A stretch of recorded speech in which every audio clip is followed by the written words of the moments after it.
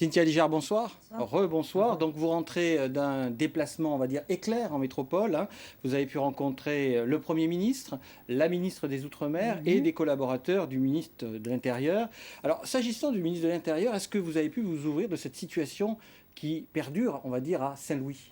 Ah oui, auprès du ministre, auprès de donc Thierry Lataste, hein, le directeur de cabinet du ministre de l'Intérieur, mais j'en ai parlé aussi à mes autres interlocuteurs.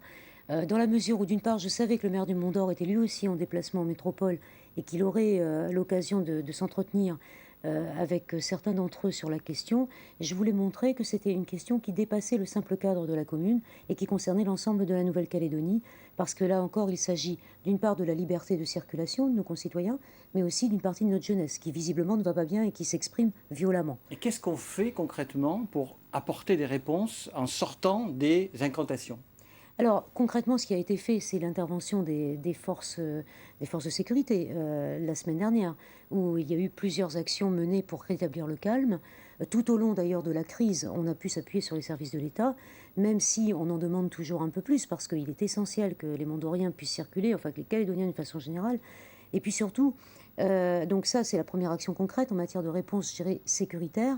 Au-delà de ça, il y a une réponse structurelle à apporter, donc un travail de fond à faire effectivement avec les jeunes en question. Parce que ce sont des jeunes, hein, alors des jeunes comme on dit chez nous, c'est-à-dire que ça peut dépasser les 30 ans. Mais en tout cas, ce sont clairement des gens qui sont en difficulté d'être et à qui il faut apporter des réponses concrètes. Et le maire du Mont-d'Or a en tête un plan d'action qu'il souhaiterait dérouler avec l'ensemble des institutions de la Nouvelle-Calédonie. Dans la mesure du possible, nous, le gouvernement, nous nous associerons à cela. Et ça ne peut se faire qu'avec l'accompagnement de l'État également. Mais est-ce qu'on parle de quoi? De social? On parle d'économie? On On remet parle les gens au d'insertion travail? très clairement, voilà. On parle très clairement d'actions très précises, individuelles, de plans individuels d'insertion et donc d'accès à l'emploi, d'accès à l'entreprise s'ils veulent, enfin s'ils ont on arrive à nourrir des projets et en tout état de cause de retour dans le respect des règles de façon à ce que Saint-Louis devienne, enfin et en tout cas le passage de Saint-Louis ne devienne pas une zone de terreur en Nouvelle-Calédonie. Rocco Hamitan nous disait sur ce plateau qu'il y a 800 hectares de foncier coutumier qui sont en jachère, on va dire, puisqu'ils ne sont pas exploités. Est-ce que là, avec un membre du gouvernement qui tient cette question en main, les ODEP, est-ce qu'on fait quelque chose concrètement? Alors, ça concrètement, c'est un travail sur lequel, dans le précédent gouvernement, effectivement, Anthony Lecrin, qui était déjà en charge de ce secteur, a commencé à travailler. Enfin, il a donc commencé à œuvrer là, sur ce sujet-là. Et ça fait partie des projets qu'il porte. Et c'est la raison pour laquelle il souhaitait conserver le secteur des ODEP, enfin, la question des ODEP dans l'actuel gouvernement. Qu'est-ce qu'on fait du dossier sylviculture? Il est mort-né? Alors, la sylviculture, c'est un projet provincial. C'est donc. Mais ça peut aussi contribuer à donner du travail à ces jeunes, Ah mais oui, bien à entendu. donner des Alors, en tout perspectives cas, d'avenir. je ne sais pas, enfin, il faudrait demander au président de la province sud ce qu'il compte en faire. En tout cas, nous, lorsque nous l'avons mis en place, ça nous a permis, d'une part, de créer de la formation à travers le SMA, le RSMA, pour de futurs donc, exploitants en matière sylvicole, mais aussi on a créé des pépinières, des nurseries pour les graines, etc. etc. Et donc c'est vraiment quelque chose qui est devenu concret au cours des 5 dernières années. Là, l'avenir de cette filière, je pense que l'actuel président va conserver cette filière. Sud Forêt est une SEM qui fonctionne bien, qui ouvre des perspectives d'emploi dans le cadre du développement durable. Ça permet aussi d'aménager le territoire parce que du coup, ça permet de donner du travail aux gens là où ils sont, près de chez eux. Lors de cette visite à Paris, vous avez vu le Premier ministre, vous avez vu la ministre des Outre-mer. Les visites d'État sont confirmées pour la Calédonie? Alors, confirmation de la venue de la ministre des Outre-mer, donc fin juillet, début août. La date n'est pas complètement arrêtée, puisqu'il est prévu qu'elle accompagne le président de la République dans l'océan Indien. Et donc, en fonction de ce calendrier, elle calera très précisément la date Donc de ça sa peut être un venue. peu plus tard, novembre. Non, non, non, non. La ministre des Outre-mer, c'est pour fin juillet, début août. D'accord. Ensuite, ce qui est pour l'instant confirmé aussi, en tout cas c'est inscrit à l'agenda du président de la République, ça m'a été confirmé par le Premier ministre, c'est la venue du président de la République au mois de novembre, dans la mesure où il va venir au G20 en Australie, et à partir de là, ça simplifie les choses pour venir chez nous. Le futur comité des signataires, avez-vous jeté des ponts pour le préparer? Et qui va en faire partie et surtout le contenu. De quoi va-t-on parler? Est-ce qu'on va parler du statut, de la sortie de l'accord ou pas? Alors ça, je vous remercie parce qu'effectivement, là aussi, ça a été évidemment à l'ordre du jour de mon rendez-vous avec le Premier ministre. Il y a déjà une période qui est avancée, qui serait la deuxième quinzaine de septembre. Sur cette question, le Premier ministre et la ministre des Outre-mer doivent consulter tout l'ensemble des participants. Moi, ce que j'ai fait valoir, particulièrement auprès du Premier ministre, c'est qu'il vaudra peut-être mieux qu'on tienne ce comité un peu plus tard si toutes les conditions ne sont pas réunies. Qu'est-ce que je veux dire par là? Pour qu'un comité signataire en 2014 se tienne et qu'on l'estime satisfaisant, il ne faut surtout pas que ce soit un super comité technique. Il faudrait que ce soit véritablement un comité politique qui tienne compte du fait que nous sommes au début de la dernière mandature de l'accord de Nouméa. Et donc ça veut dire par exemple mettre à l'ordre du jour, avec l'accord de l'ensemble des participants bien sûr, mais mettre à l'ordre du jour la méthode que nous allons adopter pour travailler à l'après-accord de Nouméa. Au moins se mettre d'accord sur une méthode. Parce que pour l'instant, nous, pendant les campagnes électorales, vous avez entendu les uns et les autres s'exprimer. Certains, dont je fais partie, demandent que très vite on se mette autour de la table pour commencer les discussions. D'autres disent mais non, il n'en est pas question, il faut passer par le référendum, etc. Et en fait, il est important que tout de suite nous nous mettions d'accord au moins sur la méthode. Donc nous souhaitons voir à l'ordre du jour du prochain comité des signataires cette question-là qui soit posée. Évidemment, on va sans doute revenir sur la question du nickel et de la politique pays pour le nickel. Enfin, il est important que dans ce comité, ce soit véritablement l'occasion de parler de la politique menée par la France en Nouvelle-Calédonie et par les Calédoniens également en Nouvelle-Calédonie. Le rôle de l'État sera-t-il réaffirmé, pas arbitre, mais partenaire? Alors ça, c'est ce que nous demandons. Et effectivement, moi j'ai le sentiment que le Premier ministre a bien l'intention d'être un partenaire tout en laissant, comme nous le souhaitons nous aussi, leur responsabilité aux interlocuteurs et aux partenaires calédoniens. Est-ce que dans ce comité des signataires, la question de l'élargissement du corps électoral pourrait être à l'ordre du jour ou pas? On sait que ça a soulevé, en termes de cohésion sociale, l'affaire des radiations, par exemple, a soulevé quand même des inquiétudes.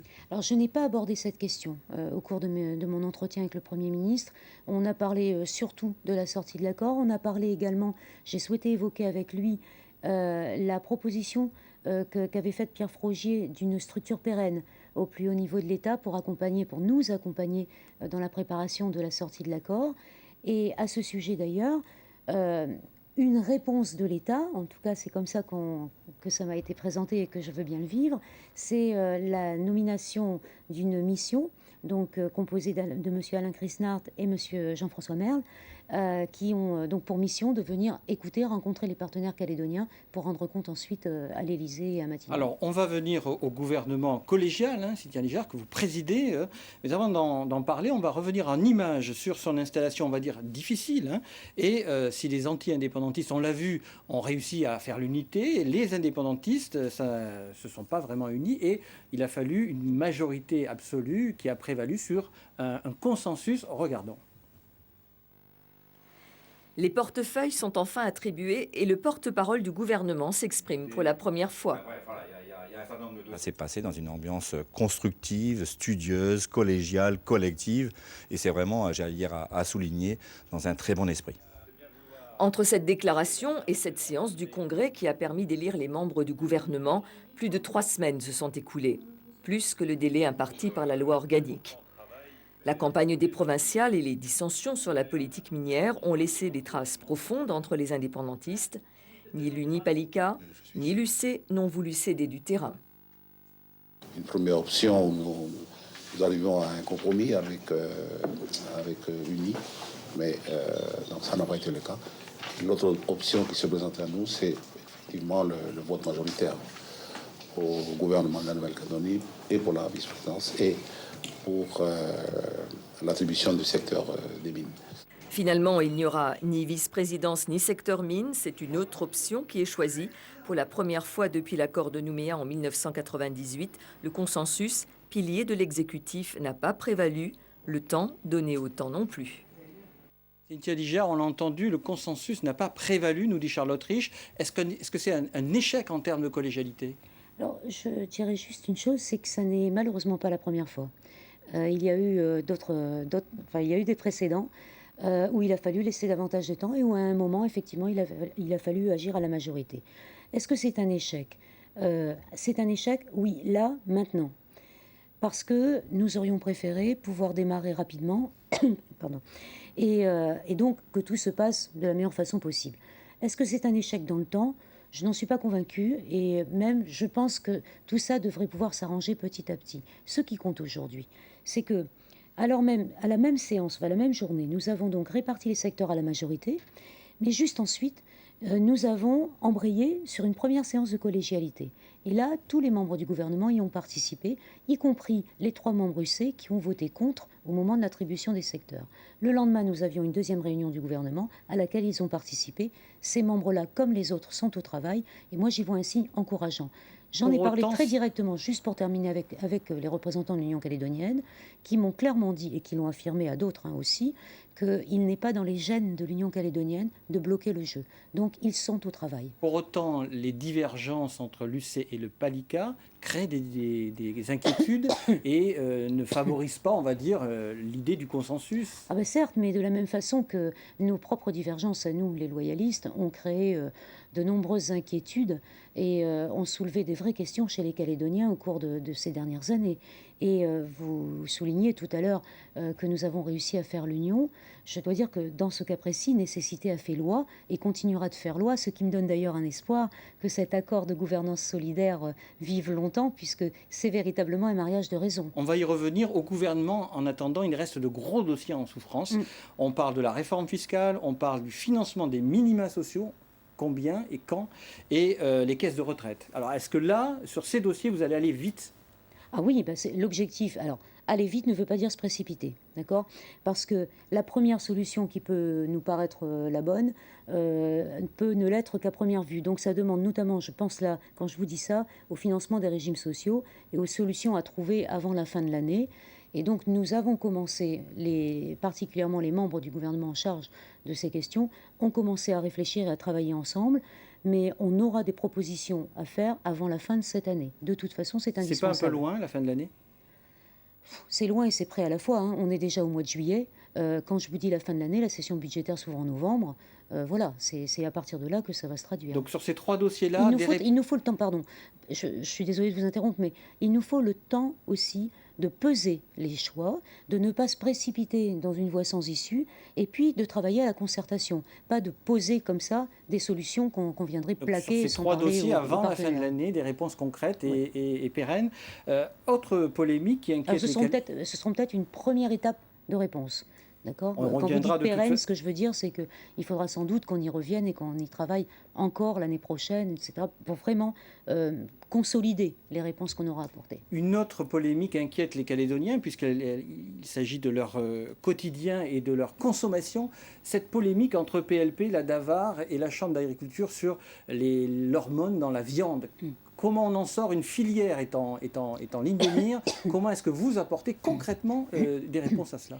Alors, Sonia Baquès, qui est la membre du gouvernement en charge aujourd'hui de l'agriculture, de la pêche et de l'élevage, s'est emparée de ce dossier et elle a donc commencé le travail. Elle a rencontré EPLP, elle a rencontré bien entendu la Davar, c'est normal, c'est notre direction, elle a rencontré la Chambre d'agriculture et UFC Que Choisir. Et donc, elle a proposé, pour sortir de ce débat, de cette bagarre sur les chiffres. Elle a proposé... On n'y comprend plus rien. Voilà. Donc, ce qu'elle a proposé, c'est une action très concrète. C'est-à-dire que dès août ou septembre, en fonction du temps technique qu'il nous faudra pour mettre ça en place, elle propose un programme de contrôle de la filière bovine, un programme de contrôle exceptionnel. Les animaux testés, le choix des animaux testés sera arrêté en concertation par la Davar, EPLP, UFC Que Choisir et la Chambre d'agriculture. Une opération vérité? Et absolument. Et surtout, donc, le choix des animaux sera arrêté par l'ensemble des partenaires. Les résultats seront évidemment transmis à l'ensemble des partenaires et la médiatisation de ces résultats sera également assurée par l'ensemble des partenaires. Ce que je tiens juste à dire, c'est que nous, avec les éléments dont je dispose aujourd'hui, tout permet de penser que les chiffres de la Davar sont fiables et sincères. Et donc, je trouve que c'est dommage que ça prenne une tournure véritablement polémique et que surtout ça mette en cause des personnes. Donc c'est important pour moi d'apporter mon soutien à cette direction. D'acte sur cette opération de transparence dont vous nous parlez. Oui. Vous nous avez parlé... Et c'est bon aussi pour la filière bovine, enfin pour nos éleveurs, quoi. Parce que vous nous avez parlé, Cynthia Lijard, d'une mission Chris Nart, Monsieur Maire, là, j'ai bien compris. Quand Et en 2 mots, Les missionnaires ont été nommés. Alors voyons, j'ai rencontré le Premier ministre mardi matin. J'ai été informée par son cabinet lundi après-midi qu'il venait de les nommer donc au tout début de la semaine ou à la fin de la semaine dernière. Donc en fait, ils vont venir très vite en Nouvelle-Calédonie, mais déjà à Paris, ils commencent à rencontrer les interlocuteurs. Pour parler de ces questions du corps électoral. Pour parler de l'avenir de la Nouvelle-Calédonie. L'avenir. Oui, oui.